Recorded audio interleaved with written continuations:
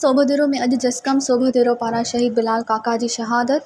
अफ़गाननि जे हमलनि ऐं धारी आबादकारी ख़िलाफ़ प्रेस क्लब सोबोदेरो खां रैली कढी, जेका शहर जे मेन रोड खां मेहराब वाह GM सैयद चौक खां शहर जे मेन बाज़ार खां थींदे पोस्ट ऑफिस रोड खां वापसि अची प्रेस क्लब सोबोदेरो पहुती, जिते धरणो हणी एहतजाज कयो वियो। उन मौक़े ते करम अली सामटियो, डॉक्टर नज़ीर खोखर, लालण चन्ना, उस्ताद शौकत घांगरो, हाकिम मंगी सफ़ीर सामटियो ऐं ॿियनि ख़िताब कंदे चयो त सिंध सिंधियुनि जी आहे, हिते अफ़गाननि खे बदमाशी करणु न ॾिबी।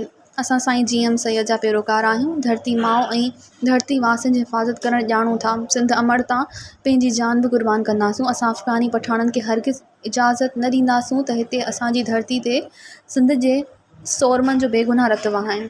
मज़ीद ख़बरनि ऐं तफ़सीलात लाइ विज़िट कयो असांजी वेबसाइट www.awamiNewsHD.com ऐं ॾिसंदा रहो अवामी न्यूज़ HD।